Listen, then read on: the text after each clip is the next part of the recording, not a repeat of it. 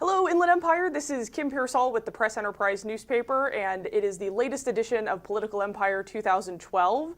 We're bringing you new news today about the political sphere here, and two updates in particular. One has to do with a local assemblyman who was caught with a loaded handgun going into Ontario Airport. We have an update for that story. And we also have news on the latest field poll that gets a taste for what California voters are thinking. And through all of this, we have Duane, our reporter, who has covered both of those stories, and we're going to talk to Duane about, first, the Tim Donnelly issue. So Tim Donnelly, assemblyman from Twin Peaks, went into Ontario Airport and had a loaded handgun in his briefcase. Is that right? Yeah, back in the beginning of January, he was on his way to Sacramento, and he had a loaded handgun in his briefcase, and he was caught there by security at Ontario Airport. He was initially he was stopped and he was cited for that. And now today, Friday, he was finally charged with that as a crime. Two misdemeanors. One for carrying a loaded weapon into the city, leading to believe that he did not actually have a concealed weapons permit for that. And also carrying a prohibited item into what they call a sterile area. In this case, Ontario International Airport. So he faces two misdemeanor counts related to that incident back at the beginning of January. Okay. And if I recall correctly, he has a pretty noteworthy defense attorney, is that right? Yeah, we just kind of discovered this in the court records today. He did not appear in court today, Tim Donnelly, and his attorney put in a not guilty plea on his behalf.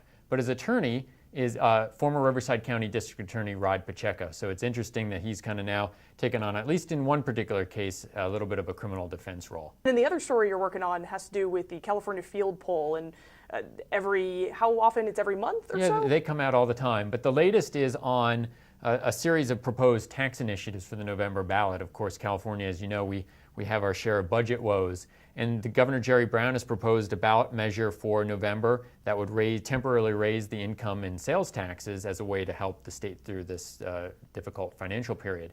But there's also two other proposed tax initiatives headed toward the November ballot if they can get enough signatures. One is sponsored by the California Federation of Teachers. And this one is called the Millionaire's Tax because it would raise the income tax on those earning between $1 and $2 million a year by 3%.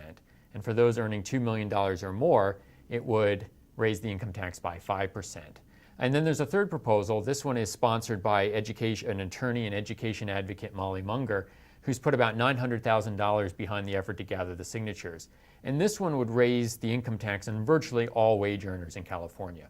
Now what the field poll found is there at least two of the three, so the teacher's proposal as well as the governor's proposal, solid majorities, at least in this poll, say they're inclined to back those tax initiatives. And that's for the governor's proposal and the millionaire's tax? Yes, and the millionaire's tax. So not the tax that goes across the board, though? Correct. Okay. So the California Federation of Teachers, their proposal, the poll found that 63% of respondents said they were inclined to vote for that one. And in the governor's proposal, 58% said they were inclined to support that proposal. But the proposal to raise taxes on virtually all wage earners in California, only about 45% of respondents in the poll said they would support that. Gotcha. And so far, no word yet of a billionaire's tax, so we'll wait on word of that being proposed by Buffett.